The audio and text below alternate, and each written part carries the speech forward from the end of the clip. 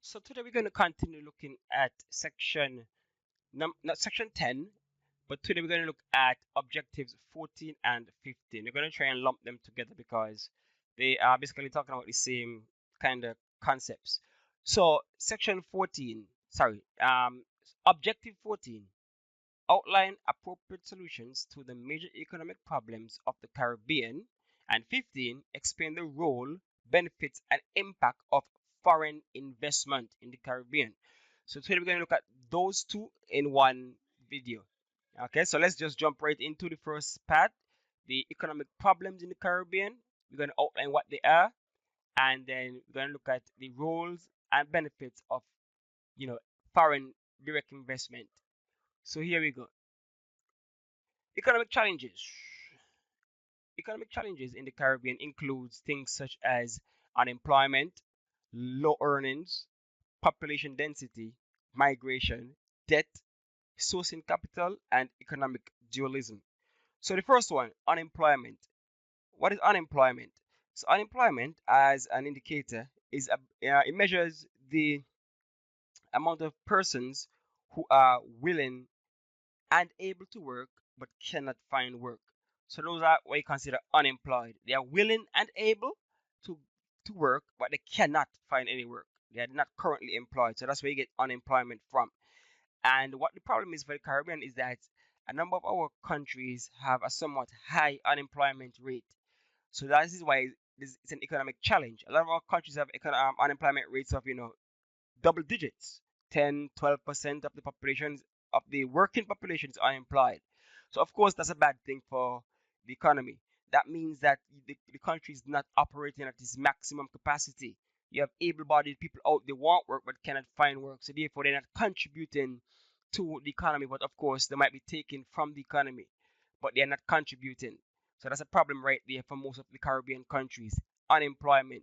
And to be honest, unemployment is a problem, the world, around the world, where people cannot find jobs. And if some of the young people can't find jobs, of course, that can lead to the problem of migration. Okay, this can lead to the problem of migration, where if you can't find a job here, then you might just go overseas and try to find a job, and you don't look back. So that can lead to what you call the brain drain. Okay, the brain drain. That's a major economic problem in the Caribbean, where some of our most gifted, our most talented, our brightest and brightest youngsters are leaving. Some of them they go to university in the US and they don't even come back because there are no opportunities in the Caribbean for them. So that leads to the problem of migration also. But unemployment is a problem, and there are ways that it can be rectified that we might look into later on. So the next one is, of course, low earnings. A lot of the Caribbean countries still have a certain part of the economy. That's where we're going to look at economic dualism, where they still subsist. There's still an agrarian, agricultural based part of the economy. And even with the tourism based part of the economy, the earning potential there for some of the jobs are too low. They're just not encouraging, not enticing. So again, that might lead to, of course, a migration issue where people migrate to find better opportunities, because even though they're employed, the money they're making is not enough to sustain them. They want more. They don't have that financial freedom that they crave for. Some of the economies in the Caribbean, such as Jamaica, Guyana, Trinidad, who have their own currency, their currency tend to be, you know, valued a little lower than other currencies. So when you convert that into the US dollar or the pound or whatever, the earnings might come up a little short when compared to other economies. So low earning potential is a problem for a lot of Caribbean countries. Population density. Now this can be seen from both angles. One, a lot of the Caribbean countries are underpopulated, so they are sparsely populated. The density is not that high as it relates to population. So what does that mean? That means the economy is not really producing at its maximum capacity, because there's not enough of the workforce out there to help with the proper production. So that is how population density can be a problem. On the other hand, it can be a problem where a lot of the cities are overpopulated. A lot of the major cities tend to be overpopulated as opposed to the countryside, the rural side. So there's a rural to urban drift, and that can create a problem, crime and can't find work, so unemployment again, you know, a lot of pollution and those things. So that leads to other problems for the economies of the Caribbean. And of course, we've been talking about migration for a while, people leaving the Caribbean to go to the United States or to Europe to quote unquote better their life. So that's a problem for the Caribbean countries. A lot of people just want visa and go. They want a visa, they want a green card to leave the Caribbean. So that again is part of the brain drain problem. That's one, because the British are going, and also the manpower. So we don't have the manpower here to, help to push production, to help enhance our productive capacity. So that's a problem right there. And of course, one of the major problems in the Caribbean is that most of our economies are strapped with massive national debts. Now, national debt is a problem across the region, and this problem trickles down through the economy, because could you imagine that a country has to repay its debt? So money that could have been gone into education, health, infrastructure, helping to develop new industries to enhance employment and those kind of things. That money now has to be diverted to servicing the debt. You go to the IMF. The IMF can tell you how to run your show now. So all of a sudden, the IMF comes into your island. IMF telling you, okay, you have to lay off X amount of your civil servants. You have to lower the value of your currency. All those things. So all those things compound economic problems. So national debt is one of the most prominent problems across the region, because the money that could have been used to help with economic growth and economic development has to now be diverted into other debt financing, as opposed to capital building and that kind of thing. So you can't build proper schools, you can't build hospitals, you can't build the roads, the bridges, you can't increase the welfare of your citizens. You can give them a little stipend. You can't give no unemployment benefits, because you just don't have the money, because it's wrapped up in debt. So debt is a major problem for a lot of the Caribbean countries. And of course, sourcing of capital. A lot of the international market might think twice before they give any Caribbean country capital, money, because based on our output, our GDP tend to be lower. So therefore, they want to know, okay, if I give you this money, how am I going to get it back? Because that's all lenders want to know, how are you going to pay them back? And if you cannot pay them back, then they might not give you in the first place. So sourcing of capital for both on a macro level and a micro level is problematic in the Caribbean. The small man cannot really go to the bank for a loan to start his own business. He may be saddled with a huge interest rate or something like that. So if capital was available to the average man who wants to start a business, if more was available, then of course that would empower people within the country, and of course more entrepreneurial spirit will be spurred, and small businesses will be created, medium businesses created, and that could in turn lead to increases in output, GDP, and those kind of things. So everything is a cycle. So sourcing of capital on both a macro and a micro level is a problem for the Caribbean countries. Then you have what you call economic dualism. What this is referring to is that within one economy, as Dual said too, within one economy, you have two different economic realities. So in one economy, you have people still living on a subsistence level. People still depending on the small farm, the garden farm, that kind of thing. People still working in the agriculture industry on a small scale. And at the same time, you have other sectors of the economy where you have production, oil production, processing, agro processing, things for exporting, surplus being created. You have your services, your financial services, that kind of high end sector of the economy. So that's what economic dualism is. You have both the high end economic activities and the low end. You have the subsistence and you have the surplus level. So that's a problem. You want everybody to come up to a higher level, more to the surplus level. You don't really want an economy based on the agrarian, on the lower end of the economic spectrum. So all these are problems that the Caribbean faces, economic challenges in the region, and all the Caribbean countries have it. Jamaica has it, Trinidad has it, St. Kitts, Antigua, Barbuda, Barbados, Dominica, St. Vincent, St. Lucia, Grenada, Montserrat.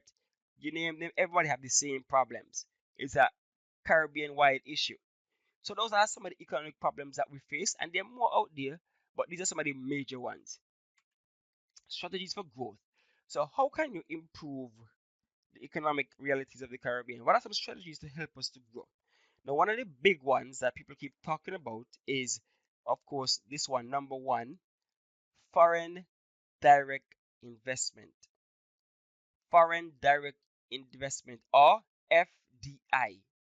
Foreign direct investment, or FDI. So what is foreign direct investment?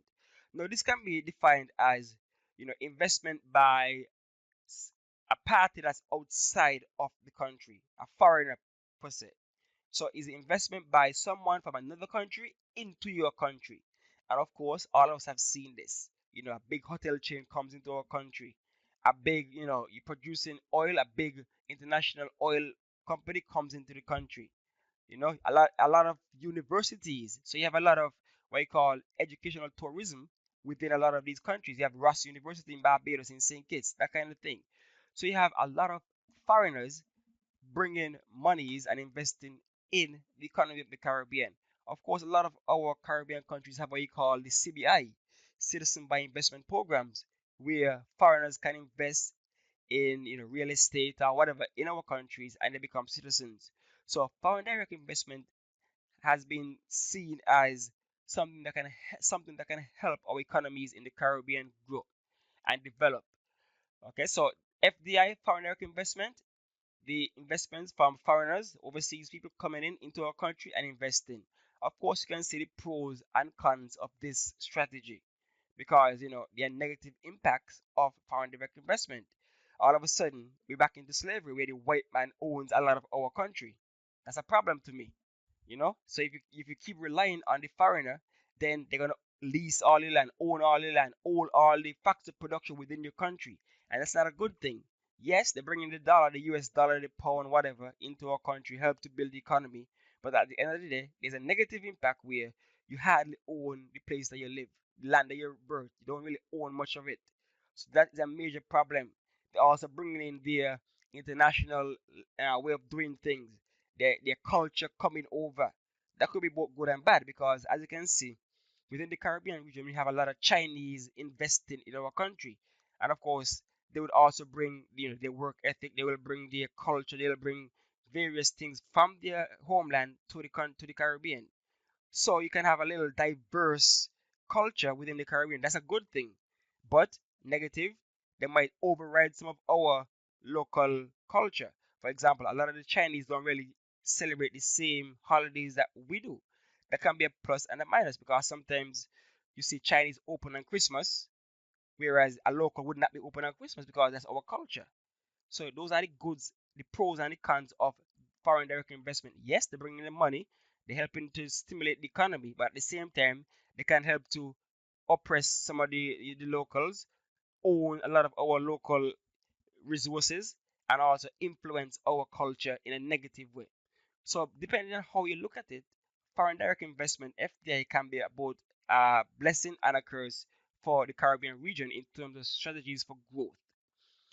Other strategies for growth includes development of the human resource, and of course, we mentioned that in the previous video when we were speaking about how education and training can lead to growth within the Caribbean. If a lot of us are educated, we can do things in a more productive way, a more efficient way. We don't have to outsource a lot of what needs to be done. So if we have civil engineers within our region, of course that means that locals can now build the infrastructure. We don't have to go outside for help to building our infrastructure. You have more doctors, local doctors who are have reached a certain level, specialists. So you don't have to bring in anyone from overseas. So if you develop your human resource, that strategy can lead to growth within the Caribbean region. So those are the major ones that can lead to growth in the Caribbean. And of course, you have other economic sectors like agriculture. Agriculture is kind of, not too mature in the Caribbean region. A lot of our people don't really work in that sector because we see it as, a low end kind of thing. But if we develop the agriculture sector, then that would help for growth in the region because a lot of us import our food. So our import bills tend to be high within the Caribbean region. For example, St. Kitts, I think, imports like 95% of their food. So imagine you growing your own. That money can be freed up to do a lot of other things, a lot of other things to develop the economy. So developing the agriculture sector and the processing sector can cause you to be less dependent on foreign investment and foreign entities and more reliant on your local resources. And that can lead to growth within your local economy. And of course, manufacturing and construction and those things. All of these can lead to higher growth if they are utilized and become more mature. Education, finance. Right now, our financial sector is booming in the Caribbean. A lot of people have to bank, offshore banking and that kind of stuff. So that is on the rise. And of course, our tourism product is improving over time. But tourism is a little too fickle for you to really solely base your growth strategy on tourism. If something happens in the US, it trickles down to the Caribbean, and all of a sudden tourists stop coming, and they're gonna affect our our growth in our region. So that's a quick look at foreign direct investment. So basically, section 14 and 15 of the syllabus. Quick look at that short video, and that basically concludes section 10 of the syllabus. All the rest things in section 10 are pretty much self-explanatory, and all you have to do is read them and you'll understand them clearly. But if you have any questions, leave a comment and I'll try and answer it as much as possible, as quick and timely as possible. All right, so that's it for section 10 and this video, shorter video than usual. Next time we're gonna dig into section 9. Like I said, we're working all the way back from 10, go back until we reach. I think we finished section 1, so we're gonna work all the way back to section 2.